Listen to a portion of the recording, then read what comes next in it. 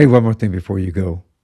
Do you want to learn how to embrace your emotions, make informed decisions, and gain clarity to find purpose in what you do? In today's episode, we're diving into the inspiring journey of a woman who transformed a tragedy into triumph after a hot air balloon accident changed everything. Tune in as we explore how she turned crisis into healing and discovered her true calling as a coach, helping those seeking to find passion, clarity, and purpose. We're going to help you with some tools and some techniques to finding yours. I'm your host, Michael Herst. Welcome to One More Thing before we go.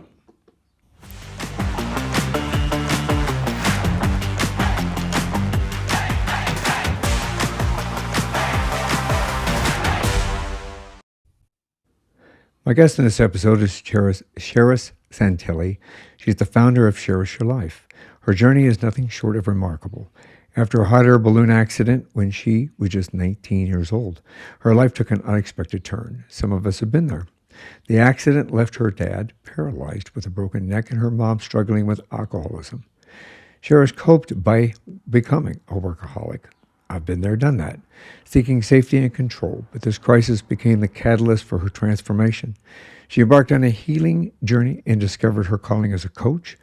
Now, Charis specializes in guiding entrepreneurs, doctors, and financial advisors to become chief emotional officers of their lives, helping them to navigate personal and professional transitions with passion, clarity, and purpose. And we're going to help you understand how you can do that too.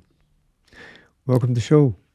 Thank you so much, Michael. I'm happy to be here. Happy to know you. Thank you for being here. Thank you. What a journey that you've been through. We're going to talk about it, but holy smokes. And what you've been able to do by transforming it in such a positive way to allow your experience, your wisdom, your life experiences into something that can help other people, improve theirs. Thank you. So, yeah, wonderful. Just absolutely wonderful. I kind of like to start at the beginning. So, can you help me understand where'd you grow up? Yeah. So I grew up in southeastern Washington state in desert part of Washington. Most people assume it's all like Seattle. It's not. And my parents were entrepreneurs.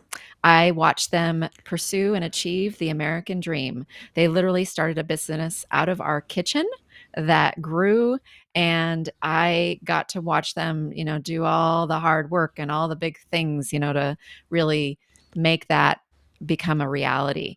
So I modeled after their hard work ethic and pursued all the achievements I could in high school. And then went off to college. And as you briefly mentioned at the beginning, our lives would take a huge turn. So, I'll let you guide when you want me to go into that. But basically, that's my foundation was entrepreneurial household, and if back in the 80s was when I grew up. My dad was very much into Dale Carnegie and kind of the I kind of look back at that time as kind of the first wave of personal development and a lot of the wonderful foundations that actually created the industry that I'm now part of myself. I had that as roots, really positive roots in a really beautiful childhood. That's amazing. Do you have any brothers, sisters? Two brothers from my dad's prior marriage, so they did not live with us. So they lived with their mom. So I was my mom's only child, and so I grew up. My experience was that of an only child, as far as the day-to-day experience My and being the perspective. only child in my household. That's very nice though. You grew up in an entrepreneurial aspect of life because that gave you, like you said earlier, kind of a foundation of what you're doing now. Because a lot of people jump into being an entrepreneur and they don't really know the first thing about it. They say, "I just want to be an entrepreneur. I want to do this. I want to create something. I want to build something." But they don't quite understand the steps you need to take in order to do that. But you got some home training. Yeah. Yeah, I was going to trade shows when I was 12, kind of pretending to be 16 because technically that was the requirement to get in, but I looked older and acted older, so all was well. And yeah, I really I got an upfront first row seat into what entrepreneurship looked and felt like, and it was quite a ride. And then to have my dad be so into the personal development things of the time too was super helpful because literally he had post-it notes, would write on the mirrors, or would have, all sorts of wonderful um, uh, influences. A library, he'd rent out books and audio cassette tapes to friends and employees, and so really wonderful environment. My mom's super creative, so Cool. wonderful environment, wonderful childhood. That's very cool. It's it is. Did you go to college? Did you go to Yes, university? Did, yes. what did you? What would you? Let me ask you this way: what did you want to be when you grew up? Did you want to go into entrepreneurship? Well, so I have written down in one of my school assignments, when I was like, I don't know, maybe sixth grade or something, that I wanted to work at Martin's Rock and Hobby Shop, which was on a drive that we would pass through and stop at um, on some trips. And so it was this. I loved collecting rocks. I would literally walk home from school and have a pocket of rocks in my pocket full of rocks. I had a rock polisher. I was really into rocks for whatever reason. And so that's actually, something that I wrote down that I wanted to do. Other than that, I had a lot of art interests. I loved to draw. I actually made some money in high school doing some drawings for people for different types of gifts, for graduation gifts to their family or their boyfriends or girlfriends or whatnot. And my favorite subjects were art and math. So it was an interesting combination. But my family, obviously, because of my experience, there was a lot of encouragement, and I saw that getting a business degree would be helpful. So I went off to college, to a school within driving distance, about three to 4 hours away, University of Puget Sound in Washington State, near Seattle, and pursued a business degree. Ended up with a math minor. Just because I loved math so much, I kept going with it for a while, and did some art classes on as well.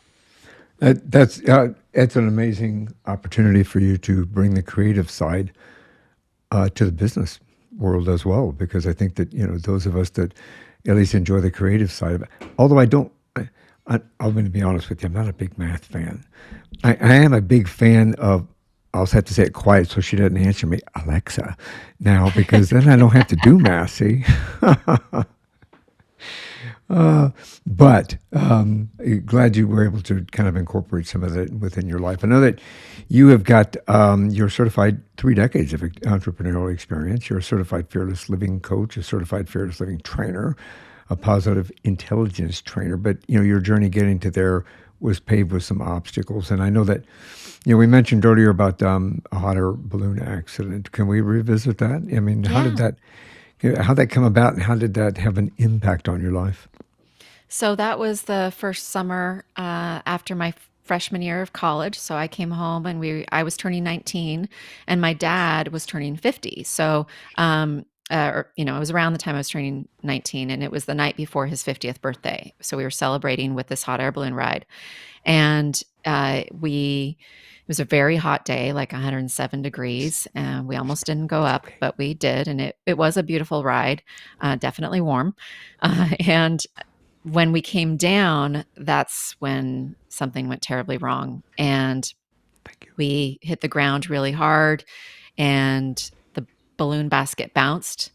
And then it lifted up back in the air automatically. And my dad directed each of us to corners for extra safety where the poles were. But there weren't enough corners. I remember watching him try to hold on to the side of the basket because of, how many people were in it.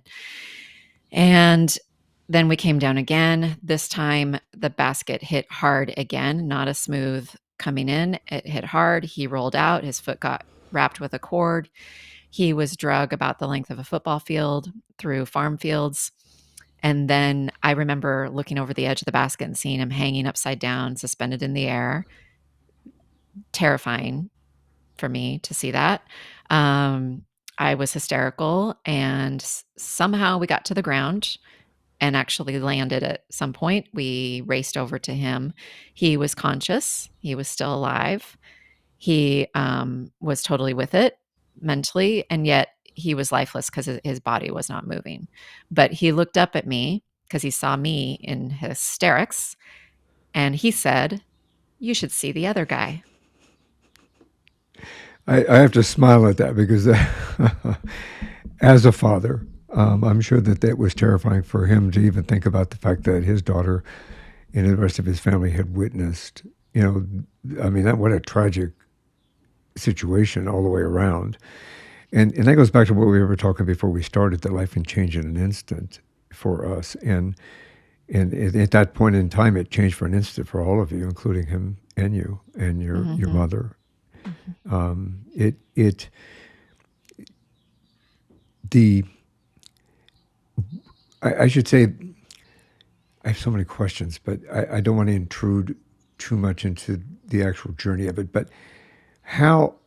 What were your first thoughts? You know, when this took place. I mean, what did you think? What? You know, obviously, you're 19 years old, and you know this is at the beginning of your life.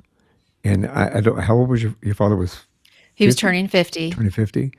You know, and that's a young man actually Mm-hmm. in regard to that. So that, I mean, obviously, it created an environment for just so much stuff, so much Yeah. stuff. So how did you start to learn to manage with this? Interesting side note, I'll be turning 50 next year. 2025, I'll be turning 50. So, and I was starting to think about some things that I'd like to do to celebrate myself. And no, there will not be a hot air balloon ride. But my memory, so like the night of the accident, I mean, initially it was just like, oh my God, like ambulance, get to the hospital. Mm. Um, just, uh, crisis. And my memory is that all the adults were calm and I was the one hysterical for a while. And then then I felt like by the time I settled down, I remember being in the waiting room in the hospital and at some point just clicking into gear of it's time for me to be like, what can I do to help? Like taskmaster, make some phone calls. I just remember kind of looking at my mom and seeing her to kind of the shock. Like Mm. I was able to settle my emotional reaction enough to be able to just be a little bit calmer than I was initially. And then I was like, okay, well, what can I do to help? So I thought, well, I'll call local relatives. I'll call their employees. This was 1994 to put it in perspective. So, people like would answer late at night in the middle of the night. I called my best friend locally. I called, and just started making phone calls, checking off the list. And I was able to talk it gave me something to do and feel like I was helping. So I think that was part of a coping mechanism that got wired in with me of being good in a crisis situation, and a way of behaving of okay, get to business, get to work, do something helpful, start doing tasks, get busy, which obviously became a damaging thing to me in some ways over time to take that too far to an extreme for too many years. But that is the parts that I remember. I didn't think of anything big picture necessarily at that moment. It was literally just minute to minute, hour to hour, day to day. He got airlifted to a Harborview Medical Center in Seattle. So then a local, word got around, and a pilot who had a small plane offered to get me and my family and to up to be with him as soon as possible the next morning. And just it was just like one thing after another, just emergency mode of what's the next thing, next thing, next thing, next thing. And then, okay, we need a hotel. Okay, now he's going to be in the rehab center for a while there. So let's get an apartment for mom. Okay, dad said, Charis, you must go back to college. Absolutely. This is non negotiable, basically, was the look on his face when he told me that. So fortunately, my college was within 45-minute drive. It happened to be, so I could come visit on the Right. weekends for a few months. But it was just one step after another of kind of triage in our life. Well, and realistically, I mean, he was left paralyzed with a broken neck. Hmm. You know, and obviously that changes the dynamics of a family. immensely by turning them. We're always family, but it starts turning us into caretakers, which sometimes, as caretakers, we experienced. My wife and I experienced it at taking care of her father. Her father had dementia, and get into the caretaker mode to a point where you lose the family identity just a little bit Mm-hmm. because you're more concentrated on caretaking and making sure that they're the caretaker. You have to feed them, you have to bathe them, you have to get them to doctor's appointments, you have to, sit them up, watch TV, change the channel, put their shoes on, put their shoes off, things like this. It becomes a point where your lifestyle changes, the dynamics of the family changed. It changed the dynamics of your family as well, didn't you? You said Mm-hmm. your mother began drinking to kind of Yeah. compensate. Yeah, Yeah, absolutely. And what you just said, yes, it completely shifted. Over time. yeah, Yeah, I mean, some things instantly shifted, but then the effects and um, it continued to shift things, and definitely a lot of challenges along the way. My parents ended up losing their business and their home, and the emotional ramifications and what that does to people it's a lot of loss. I yeah. mean, dad's loss of mobility, just like you were saying, very practical things. And I mean, him needing to learn how to use a utensil adapter devices like that would allow him, because he didn't have finger dexterity, so he'd have to have something wrap around his hand that had a fork or a spoon attached to it so that he could feed himself. But he had to learn all of those things, and he could, even though it was a broken neck, it was not a severed spinal cord, so he's still with us. He still has some upper body mobility. So he can give me a good solid hug. He can pick up certain types of glasses just with the shape of our hands and the reflex, kind of the natural reflex we have to grip. But he doesn't have this kind of, finger dexterity like you and I have. And so it's very limiting. He can't transfer himself. There's been a lot of challenges, obviously over time, but I am fortunate in the fact that, like, he wasn't the Christopher Reeves end of the spectrum of absolutely no upper body movement at all. So that gives you a little bit more of a picture. A little bit of flexibility in regard to that. And that's, I mean, that's a positive thing. But again, changing the family dynamics into what it was, obviously it created additional issues Hmm. that arose that you had to overcome or work with and manage, which all of these experiences, I'm sure, has contributed to what you do now for other individuals about being a fearless living coach and Hmm. understanding that you need to live life the way, that you want to on your terms, and that, Yes. that you have the ability to build a foundation for doing that. I mean, you said your mother struggled with alcoholism. I'm sure that created a problem or an issue with that. Were um, were you all still living together at this point because of? Well, so I had already left the nest in the sense that I went off to college before the accident had happened. And so I finished my college. I would come home for summers and live there with my parents. And then my, but, after college, in college, I met my now husband. And so I left the summer, let's see, summer after I graduated. We went together to go to San Francisco where he was off to dental school. And so, I continued on my journey and seeing where everything would take me. But I would come home and visit and everything.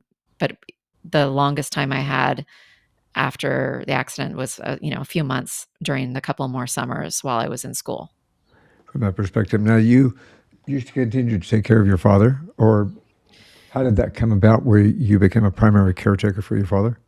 No, I never was, because of me being in college. I would help in various ways when I would visit, whether, wherever I was visiting, Right. meaning like if he was still in the rehab while I was in college or once he got home.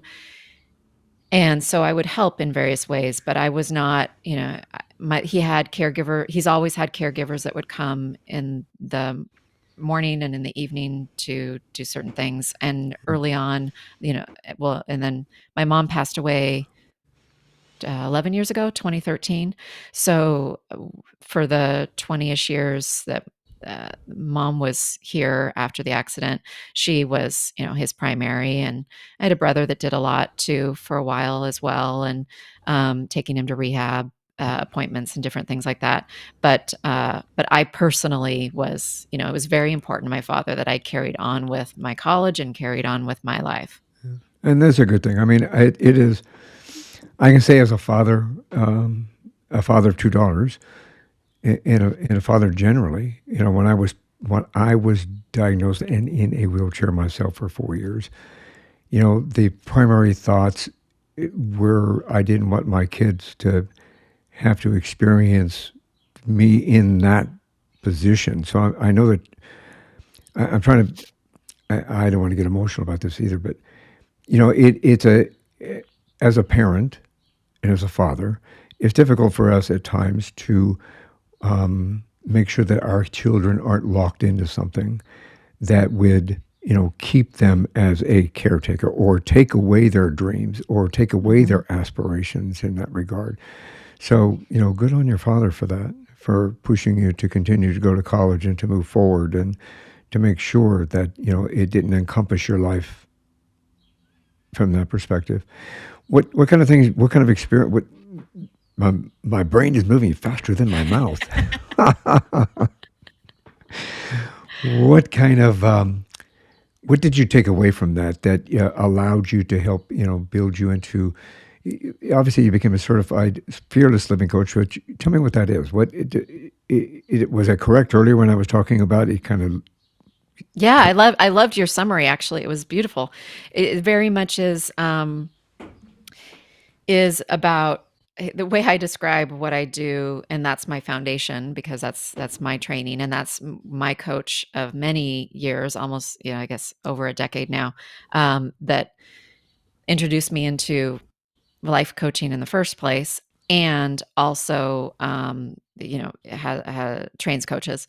So, I what I like to say, kind of my version, is that I help people look under the hood and see how they operate, learn how they operate, and then be able to actually make changes such that um, they can improve, just like you said, have a more fulfilling life, master and be aware of, and then be able to deal with and shorten the reaction times to fears, especially hidden Mm, fears, because a lot of my clients don't even realize how much fear is running their life, because it's our we're kind of trained to think of fear as a certain type of thing and certain types of things that you're afraid of, when really it also is the thing driving you when you have a reaction when somebody calls you, and you kind of like, kind of hesitate to pick up the phone or wish they weren't calling,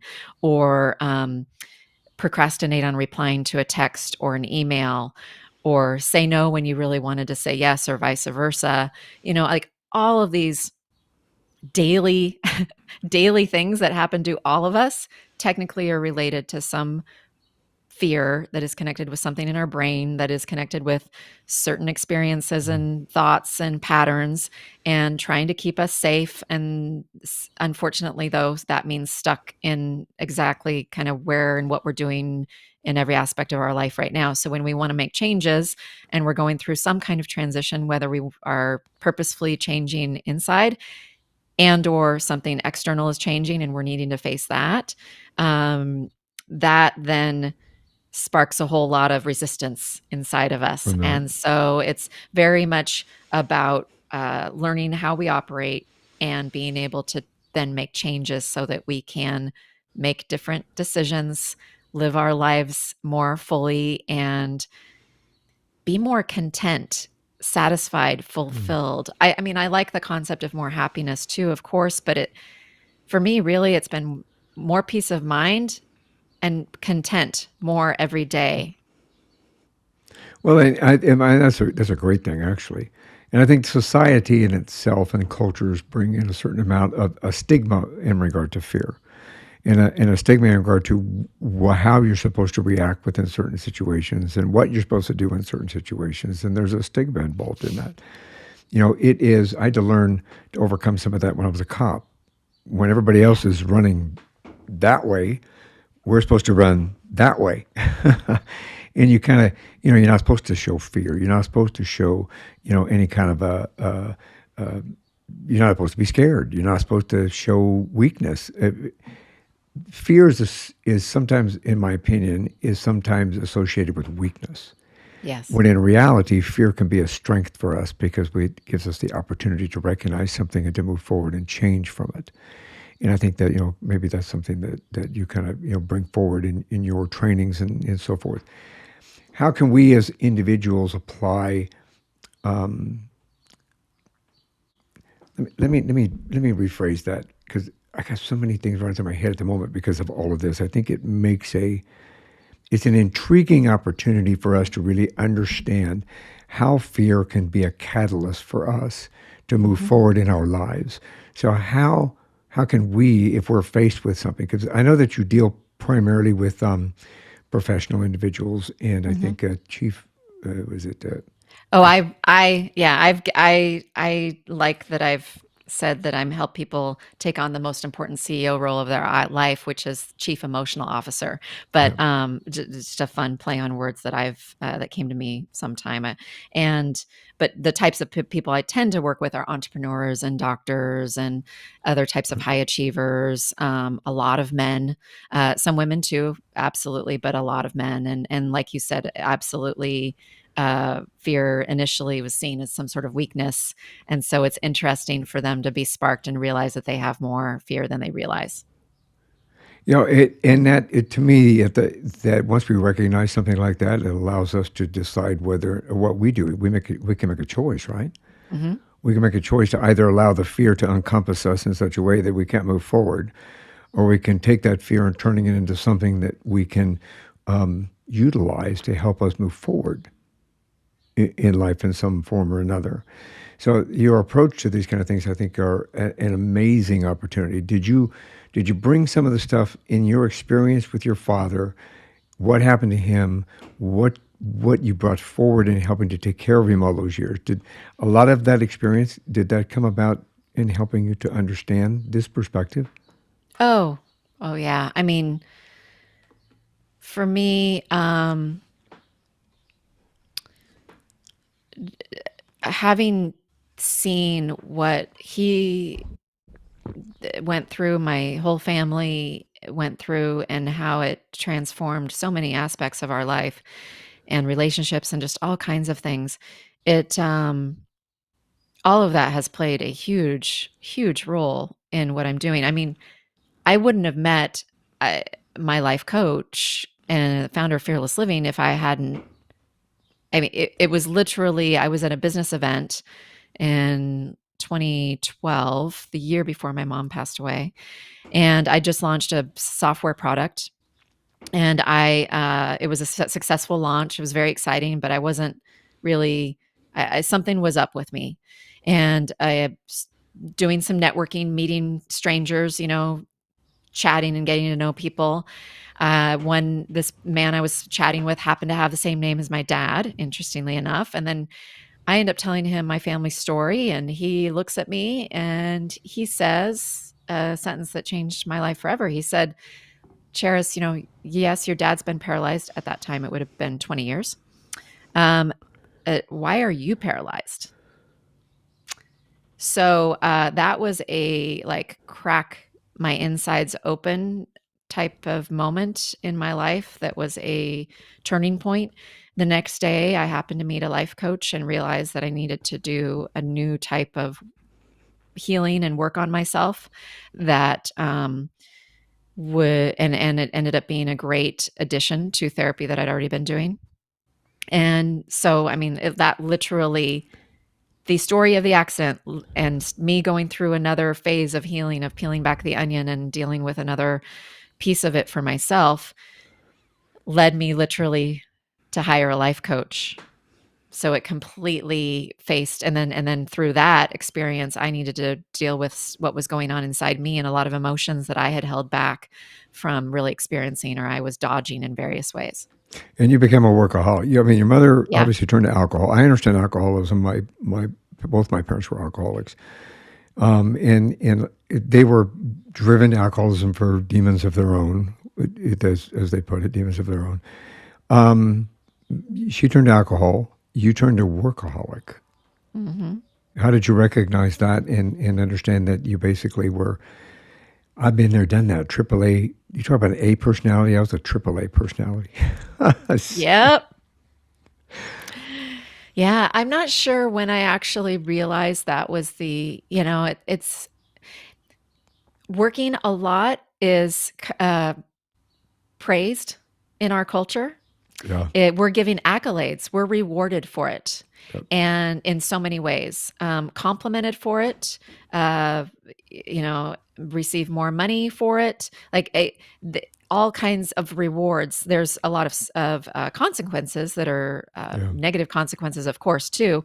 But there's so many rewards that it's easy to continue to justify it.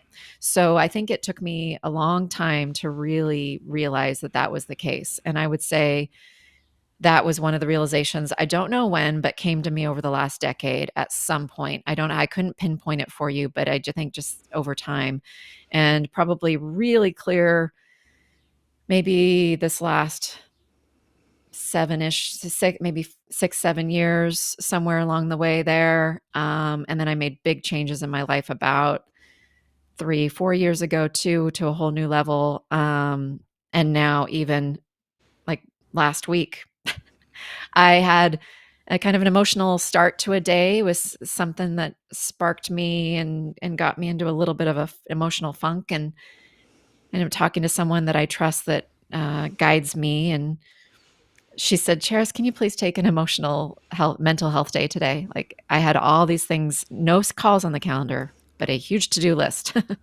And I ended up watching a movie. And the girl of 10 years ago, the who I was, would not have probably done that. Um, and I would have been able to justify powering through, and then ended up it just so I'm really proud that that's not who I am now. I mean, I have my moments. I'm not going to pretend like I'm Yeah. oblivious to being able to get into but my body, my whole system doesn't handle it like it used to. One long, like 6 to 8 hours at a computer for me today is kind of the max. So, and Yeah. my back will tell me so, and occasionally a back spasm or something too. So I, it, my whole, it is very different life. Very different life. Yeah, it is. I think we should take less. I have a lot of friends that are European and family that's European, and especially France and Italy. And they are constantly asking. They take a 2-hour lunch because you're supposed to take that break and you're supposed to enjoy the food and relax. Not, some people. My daughter gets a 30-minute lunch. My wife gets a 30-minute lunch. As a cop, I occasionally got a 30-minute lunch. Most of the time I try to sit down and eat, and either somebody come to the table and or we get a call out. Yeah. So, it's something that they say, hey, you need to take the time to relax and enjoy life. And, work, work, work. They take a holiday. They take 6-week holidays in Europe. You can't, in France, that in France, you can't, it's against the law for you to call an employee after work hours. In most cases, in certain situations, you're Wow. obviously available, but you're not supposed to call an employee after hours. It's against the law to do that because you're supposed to go home, forget about work, enjoy life, see your family, have a nice dinner, go to a movie, go to play, and then, come back the next day and do it all over again. So I think we all should take a break or take a Yes. lesson from that in regard to enjoy life, laugh, live, that kind of a thing. Yeah. Yeah, I'm thinking back to all those times that I started slipping back into the AAA personality again. And sometimes my wife would say, "Are you done? You need to come up front, get away from there, get out of that seat." And then when I go to just like you said with your back, as you go to stand up, and I'm kind of going, "Okay, that hurt." Yes, it's fun. It's fun. It's it's an ongoing journey and process. I am doing the work alongside my clients, continuing to learn and evolve myself. I think we all have to do that. We all have to reflect upon ourselves. Life's changed and society changed. Society and culture, especially where we're at now in this day and age. You mentioned it earlier, and I think it's a fact. Our society, at least here in the United States, pretty much demands work, work, work, work, work, work, work, work, work, demand, demand, demand, demand, demand, demand. And you work, you eat, sleep, drink, work. My wife's going through that now. Where at her job, they've got so much stuff that they piled onto her that she's dreaming about it now. And it's like, take a mental health day, relax, take a Yeah. day off. Yep. We'll watch a movie. What did you watch, by the way? I watched a fun, you know, uh, romantic comedy chick flick that I'd heard about in my travels recently. The Idea of You with Anne Hathaway that Yeah, yeah, I'd that was heard. pretty And good. so yeah, oh yeah, you saw. Yeah, we Yeah, so watched it. Yeah, we watched it. it was entertaining. It was entertaining, and definitely I noticed a big mood shift by the time it was done, and I was like, okay, that was time well spent. Exactly, exactly. We have to. I think we all have to learn that. I think it's an opportunity for reflection. Yep. From that Yeah. perspective. So you've been doing this for you can say you got three decades of entrepreneurial. Let me try that in English. 3 decades of entrepreneurial experience in regard to that. How long have you been a certified coach? So I was certified officially in 2020, and but I was using coaching skills prior to that because I was doing like I did different programs with my coach, who's the Mm, founder of Fearless Living, where I got my certification. Um, and some of those were prerequisites, for instance, or part of the coaching program too. But I officially enrolled in the program, redid some of those courses officially as a program, what they refer to as a program candidate when you're going through and you're not mm, quite certified yet, and went through that 9 month experience, very intensive, very serious process she put together to make us fabulous coaches to enter the world, and real traditional life coaching methodology in the sense of we don't we don't have an agenda. We're not mm. consult. Well, I mean, some people might choose to be a consultant too, but I mean, like what we've learned is how to be a coach and help the person find their own answers.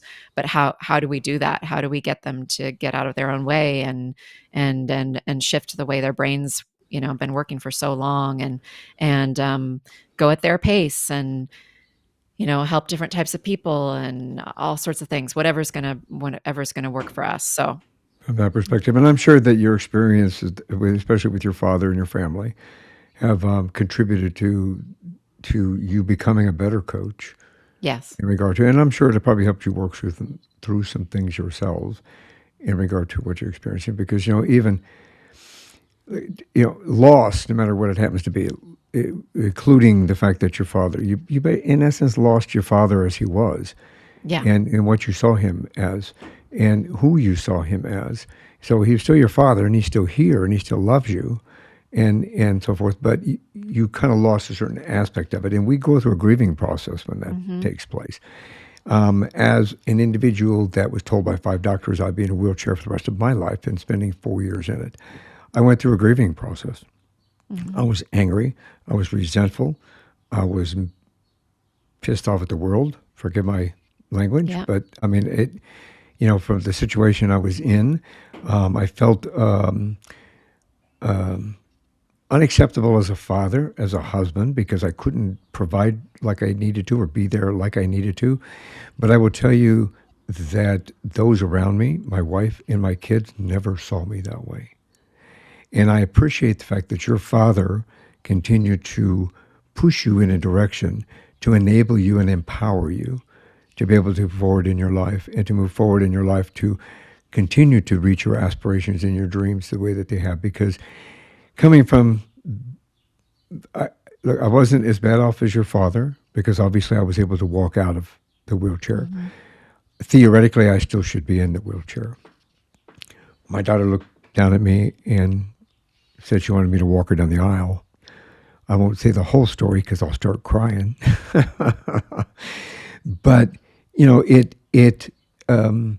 made me stop and realize where I was at, what I was doing, and the fact that I'm still a father, I'm still a husband. I just have limitations now, and I'm not 100%, but I'm about 90%, and I'm satisfied with 90%. And I think you going into a situation where you are coaching individuals to understand that we all have the opportunity to become people who we should be and people who we want to be without fear, to move on and into those positions in life, I think is a wonderful opportunity for us to reflect upon ourselves and what we can achieve through mind, body, and soul. So I think I appreciate what you do, actually. And the story I appreciate that you've previously have shared with me a story about your daughter and her wedding, and I know you and I, and I'll share with the audience here, they might appreciate hearing this too. Something that you and I had bonded over an experience on either side of that, because my dad worked his booty off to be able to stand Yeah. and at my wedding for our father-daughter dance. So he was able to have an assist, couple friends and his rehab um, trainer, be able to help him get up from his wheelchair. They got him standing, and then he was able to fire all the right muscles at the right time to be able to stand there Yeah.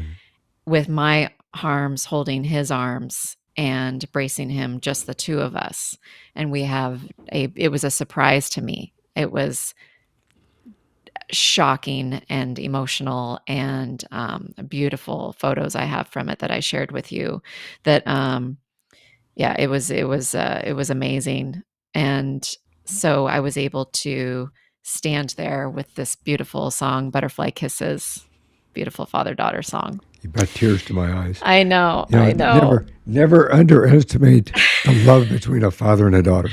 No, nope. This is, yeah. So being able to share that with you previously, and then I want to share it with here, and I know my father will be watching and listening to this later too. So love you, Dad. Well, I love him too for doing what he did and what he's contributed to making you a woman that has contributed to the population of this world in a positive way. So Thank you. thanks, Dad. Let's talk about how somebody, if they want to get in touch with you and what you offer. I know you have a podcast, so let's talk about your podcast too, and what's on the podcast, if you can, please, and how to get a hold Yeah. of you. So the podcast is Charis Your Life, same name as my business, and it's very personal development focused. A lot of solo episodes where I share something interesting that's come across my radar and my take on it, that is some sort of tip or idea or insight into something that can make your life better. And I also do have some occasional guest episodes, but again, it's all personal development focus and really having a more fulfilling life. So Charis Your Life. And then on all the socials, I'm at Charis Your Life. My website is charisyourlife.com. And I've got a free life transition toolkit, downloadable PDF that you can go download as well at charisyourlife.com/toolkit. Outstanding. And I'll make sure that's in the show notes. Everybody has Okay. easily access to it. And your Instagram is right there on the screen. If anybody wants to see it, it's Cherish Your Life. At Cherish. Let me try that in English again. At Charis Your Life. So you should be able to find you there as well. What a wonderful opportunity for us to learn and to inspire some people, I hope, today. And your journey is amazing, that you have come through this in such a way that you're a happy person, and you spread that with other people. So thank you for being here. Thank you. Thanks for having me, Michael. This is one more thing before you go. So before we go, do you have any words of wisdom you can share with us? Learn to trust yourself and that initial quiet whisper that comes up that actually has the answer you need in any given moment. But if you don't catch it, it gets drowned out with all the voices and thoughts and obligations and stuff that technically is being driven by the fear part of our brains. So learn to trust yourself and catch those whispers, and then do your best to take action on as many of those as you can, because what looks good on paper may not light you up. And it's going to be a real crappy life if you continue to do what seems to be, the smart thing or the wise thing, supposedly, again, that looks good on paper. The more you can grab those, really, really trust yourself, like your real, true self, your higher self, your authentic self, and then take action on that, your life can be extraordinary, and it will be one without or with very few regrets. Brilliant words of wisdom. I said, what a great way to end this conversation. We need to have another one down the road. I would love that. I would love that. We have to do this again. You have to do this again. Yep. Well, again, thank you very much for being here. I really appreciate you and what you do for the world. Thank you, thank you, thank you. Thank you. For everyone else that is watching and listening, one more thing before you all go. Have a great day. Have a great week. And thank you for listening.